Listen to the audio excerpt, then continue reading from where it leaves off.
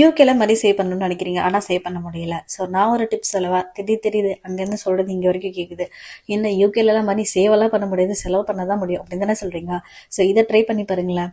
உங்களோட கிராசரிஸ் நீங்கள் வெளியில் போய் வாங்கி சாப்பிடாம உங்களுக்கு என்ன தெரியுமோ கொஞ்சமாச்சும் சமைக்க கற்றுக்கிட்டு அந்தந்த வாரத்துக்கு என்ன சமைக்க போகிறீங்கன்னு ஒரு பிளான் வச்சுக்கிட்டீங்கன்னு வச்சுக்கோங்களேன். நீங்கள் சூப்பர் மார்க்கெட் போயிட்டு தேவையில்லாத விஷயத்த வாங்க மாட்டீங்க. உங்களுக்கு என்ன தேவையோ அதை மட்டும்தான் வாங்குவீங்க. இதனாலேயே ஆக்சுவலி எனக்கு நிறைய மணி சேவ் ஆச்சு. அடுத்து பார்த்தீங்கன்னா டிரான்ஸ்போர்ட். கண்டிப்பாக வீக்லி ஒரு 4 நாள் இல்லை 3 நாள் வேலைக்கு போக போகிறோம். ஸோ அப்போ மந்த்லியோ இல்லை இயர்லியோ நீங்கள் டிரான்ஸ்போர்ட் கார்டு எடுத்துக்கிறது உங்களுக்கு நிறைய மணி சேவ் ஆகும்.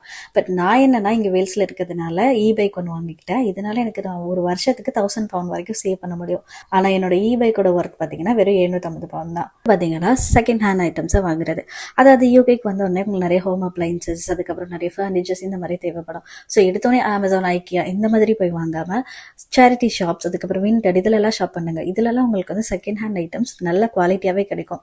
ஸோ இந்த மாதிரியும் நிறைய மணி சேவ் பண்ணலாம். ஸோ நான் சொன்ன டிப்ஸ் எல்லாம் உங்களுக்கு யூஸ்ஃபுல்லாக இருக்கும்னு நினச்சிங்கன்னா மறக்காமல் ஃபாலோ பண்ணிவிட்டு ஒரு லைக் போட்டுருங்க.